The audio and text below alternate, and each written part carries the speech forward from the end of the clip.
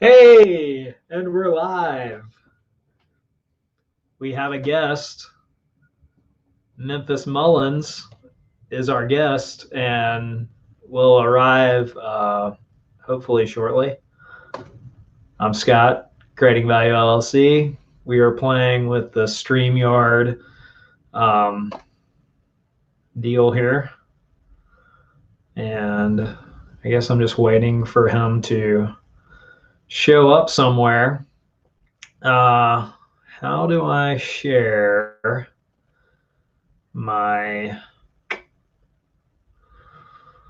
how do I broadcast out? Let's see. View on YouTube.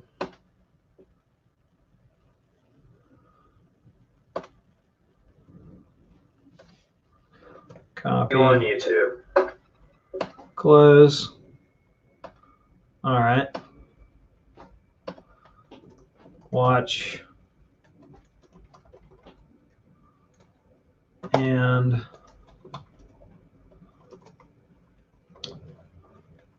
Mullins.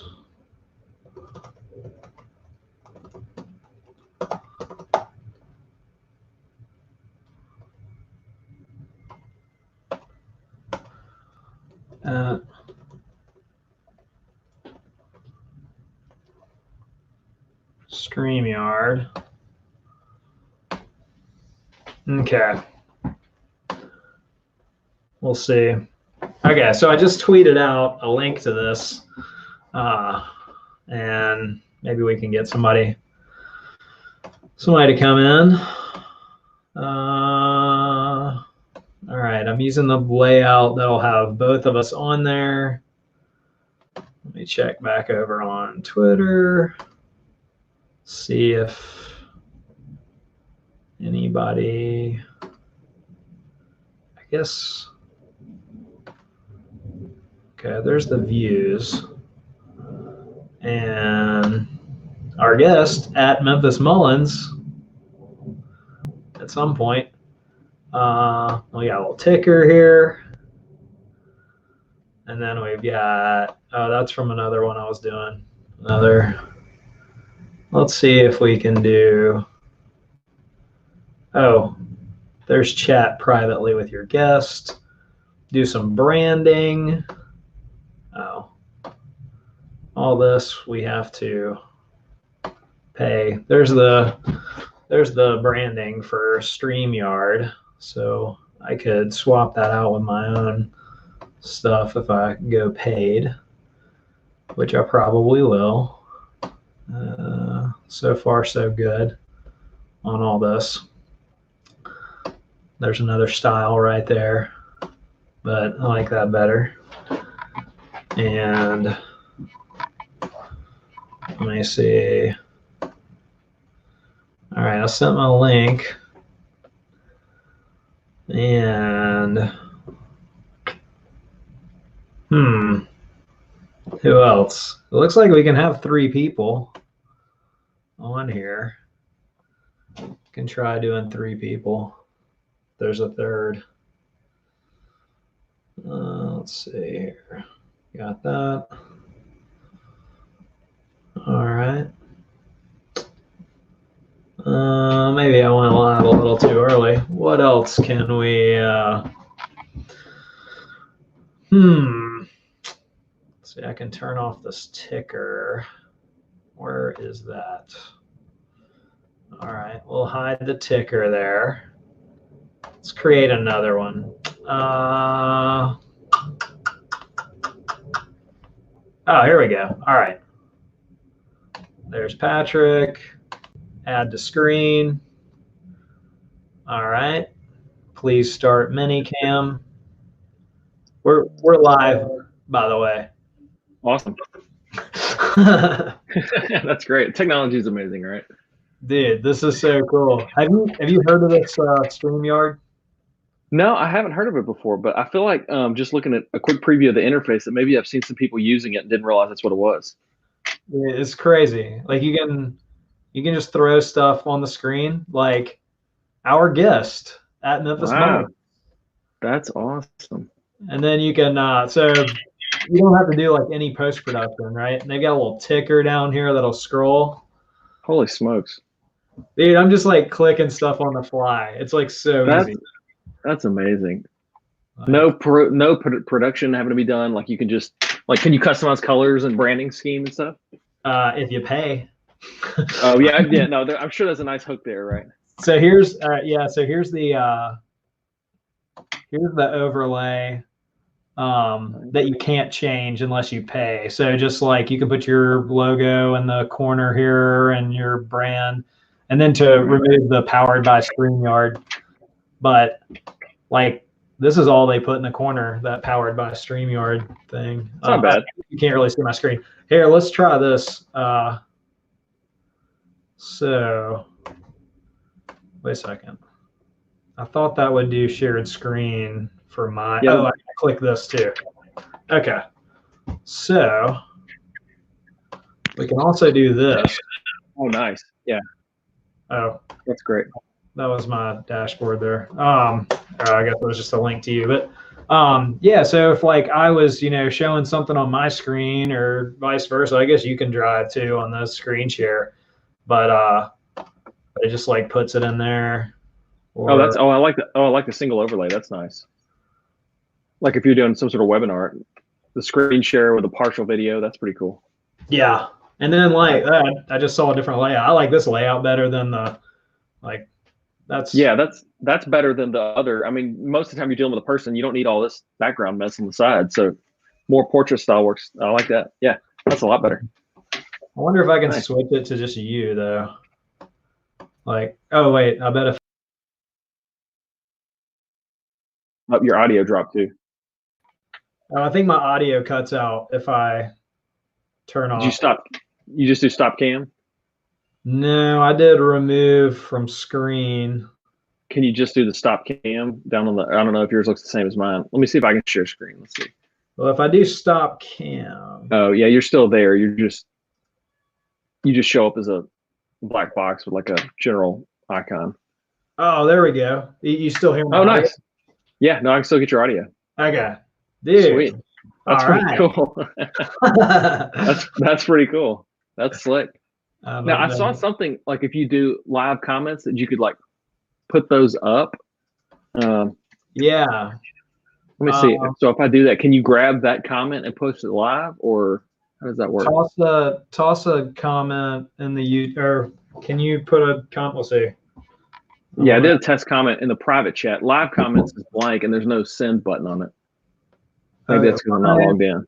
Oh, yeah, this is on YouTube, so I don't know where that feeds from. All right, live viewer comments show up on StreamYard. This is an example. Oh, okay.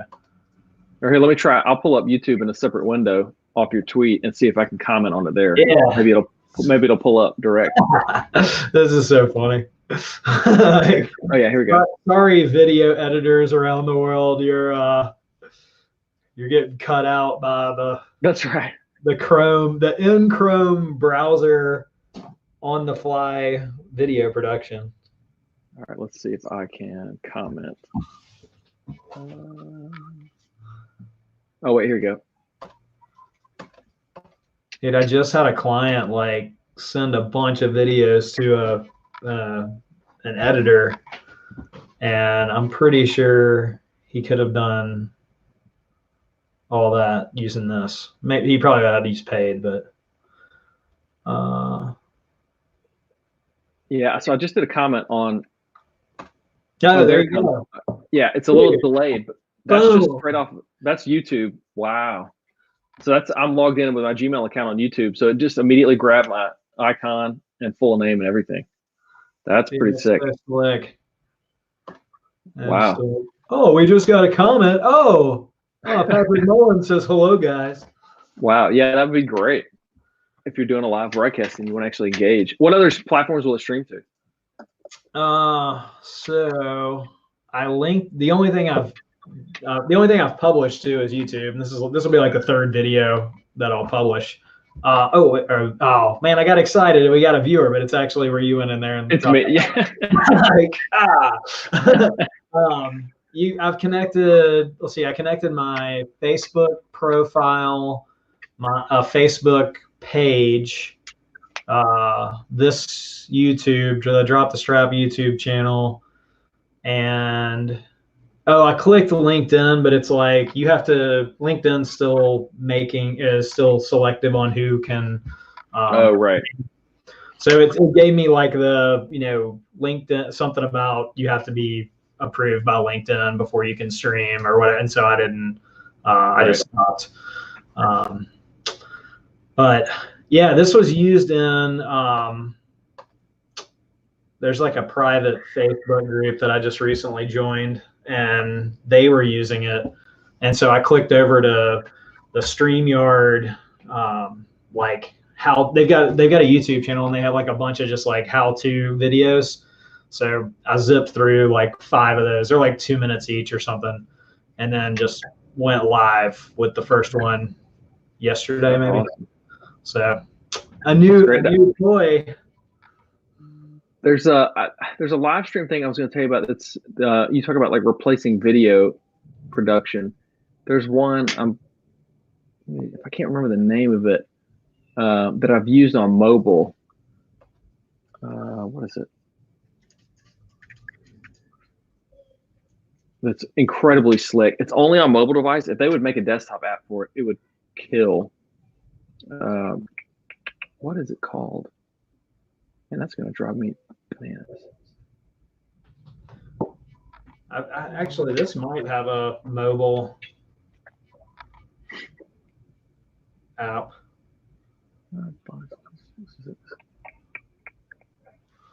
Let's see, StreamYard.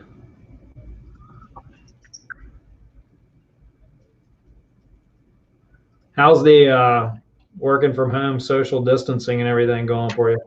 It's really not too bad. It's been a little better in some sense, just from a focus standpoint. Like because I'm sort of a clearinghouse for like 80 people, I get a lot of foot traffic in the office that makes it, and I sit kind of in an open space. So it makes it really difficult to like sit and work on something continuously for like 6 hours. Yeah. Whereas this, on the other hand, is really not bad. It's been a lot more seamless. And then so what I found is like I'm sort of backloading all of my conference calls towards like starting at about 3 o'clock. And I've been just taking those like in my driveway, with my headset in, which has been nice to get some outside time. Yeah. So it's working out kind of well. That's where all my social interaction sort of seems to fall, is like sort of that last like hour and a half of the day, 2 hours of the day. Yeah. Which is not bad. Nah, man, I prefer the meeting. Well, I guess it just depends on what I'm working on. Whether if I need the creativity, I want the meeting in the morning. But if it's more of a project check-in, conversational, social, then afternoons great. Yeah, it seems to be a little more congruent with like I tend to get like my focus work done sort of in the mornings. So it really does line up a lot better. Man, I'm sitting here searching for this video app. I just can't for the life of me remember what it's called. Actually, now that you say that, there was something. You're not talking about House Party, are you? No, this is like it's more for like complex video production, and it's something we played around with. So what it does, it lets you do. I'll find it in a minute. So it lets you take multiple. You have to have iOS devices. It only works with Apple stuff, which is not a problem for most. But it lets you take, and it's pretty affordable. So you can take like multiple. Like let's say you got an iPad, and then you got like maybe 2 other iPads or 2 iPhones, right? The central iPad becomes like your production studio, and the camera and the mic, and then you can network in on Wi-Fi the other iOS devices. I think up to like 6. To do multi-camera angles. And it shows you all of them broadcast on a heads-up display, like squares, right? So you can see all the angles. So you can do like a close-up crop for like a documentary, then like a wide shot further back center. And you can literally just like tap on the screen and it will automatically do the transitions and switch between them. You can do like overlay graphics. You can sort of have a library set up of like little stingers and stuff that you want to come in, or the transition effects you want to use, or maybe you want to do like a 2-up view like we've got right now, where it's like, I want to go from 1 to 2, then back to 1. And you could sort of like set your library of assets and it's all on mobile device. I mean, you can do it from an iPhone. The iPad obviously is a little easier because it's bigger. But we played around with doing like 3 camera sort of interviews in our office, because we've got a bunch of like sort of iPad Air 2s, I think. They're not even, you know, they're decent. And then use my main iPhone as like the central control, because they had the best camera. But it lets you do like the same sort of like multi-camera transitions and stuff that you normally would have to have like professional gear for. And it records it as one central file. So like when you're done, you just get the single stream output, and you've got the individual outputs in case you want to go back and re-edit the content a little differently. See, that's all nice. of the audio sync too. So it's really sick. I just can't. It's killing me. I can't remember what it's called. Well, I switched to a Pixel back in July, so I won't be able to use that right now. But yeah, I just went back and forth. I was on a Pixel 3, and then I switched back to an 11 Pro Max. But I'll be honest, like after using it for a little bit, I'm kind of missing the Pixel, honestly. Are you really? Yeah. Now that I'm over, luckily I was over the switching cost back in July, because that would have been horrible going through it right now with everybody scrambling to do online stuff, right?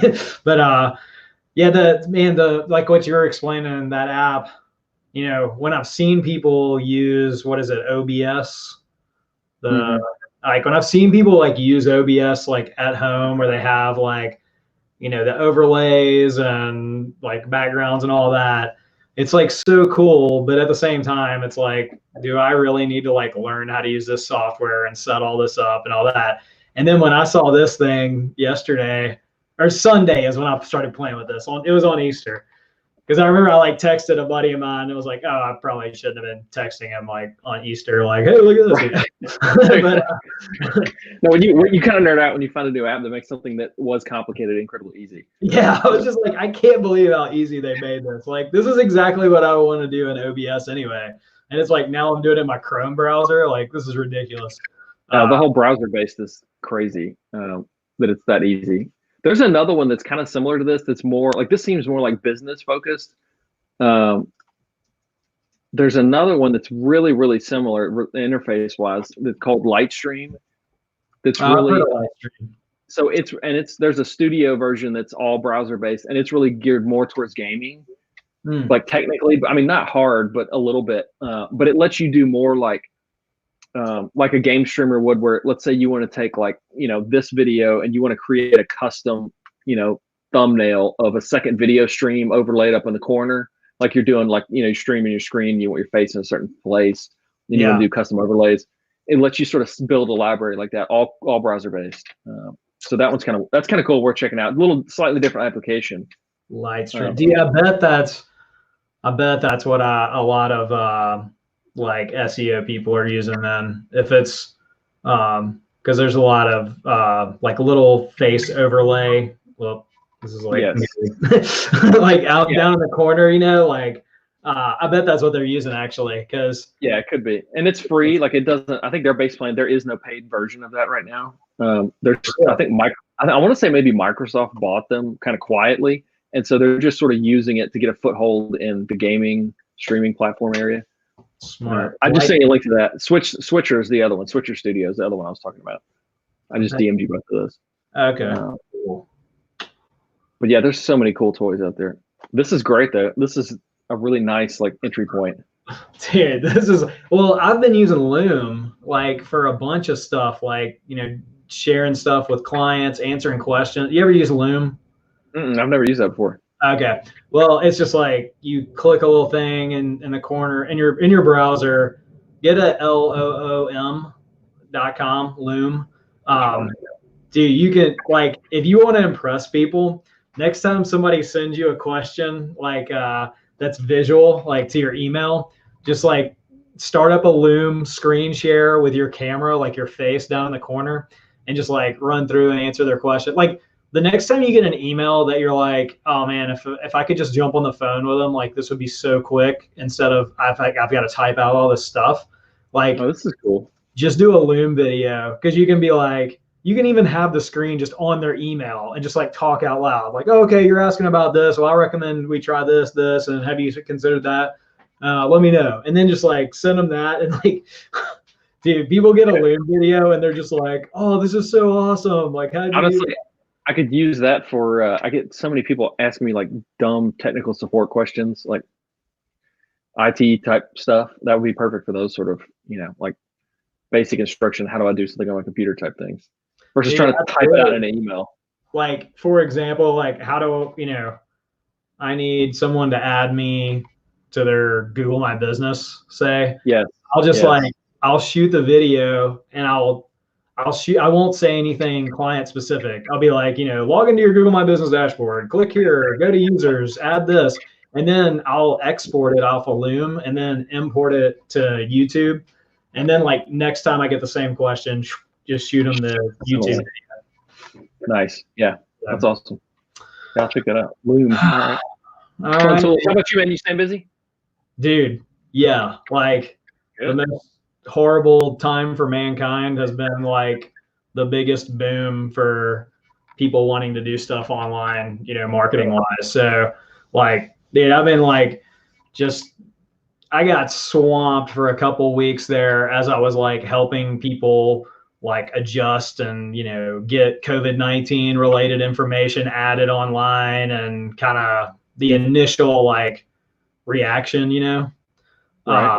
But then like now it's just like steady people like, hey, can I talk to you about this? Like, hey, like a lot of, dude, a lot of people like just have tons of content they like have been meaning to get to, Right. And now, this is housekeeping season because a lot of the client calls are gone down. So like we're doing that internally with a lot of our stuff. I'm doing like stuff that I've been saying I was going to do for, weeks. Yeah. Well, I mean, it's like, it just people, people just like that I haven't talked to in a long time been like, pinging me, asking for stuff, like asking for help with stuff. So it's just like, it's been a good time to be, online savvy. Plus, like I've been working remote for like 7 years now. So like people, just now learning like how to work remote or like, right. Kind of like coming to me asking for help with that kind of stuff, and which is like great that I can help them, so like, yeah, here you go. like this is this is what you do. Here's the big secret. Like everybody's been working remote. This is just like the way we've been doing it. So, right. Yeah. I know. I'm sure the novelty for some of us is kind of comical to a group that's been doing this for so long. It's like the tools have existed for plenty of time. We're just all as a society been so resistant to it, but it's going to be really interesting to see what happens after this. Like our company was like that. We didn't really do remote at all. And I guess it was like the 17th, the 16th, we just like pulled the plug and said, you got 24 hours to get everything you need and get out of the office, like go home. So we sent, 100 people home. So the entire company's like emptied out. I think we have like a receptionist who's at the office taking packages and that's it. Like everybody else is gone.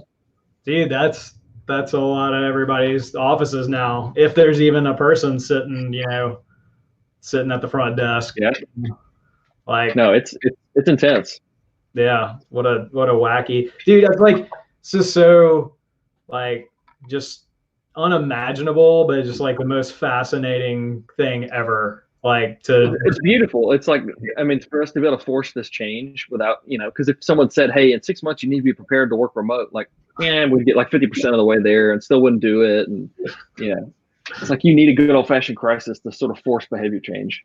Yeah. What are those like, oh, yeah, we have backups, right? Until you need backups. And then, oh, well, we were supposed to have backup. Like, yeah. Y'all have a plan for working remote, don't you? Like sure. Like, all right, well, we're going to see how well it works tomorrow. Right. I'm sure you've seen the meme going around that says like, who implemented your work from home strategy? And it's like CEO, CTO, or COVID-19.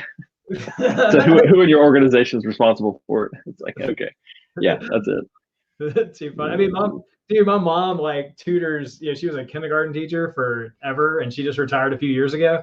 And so now she's tutoring kindergartners on Zoom. Like, yeah. Like, dude, well, when they did spring break, like, when spring break was like extended from 1 week to 2 weeks or whatever, that's when I was like, hey, if they don't open, talking to my mom, like if they don't open the schools back up, because she would go to a school to tutor the kids like after school or whatever. And I was like, if they don't open a school back up, I'm sure some of your, kids' parents would like want you to continue to tutor them.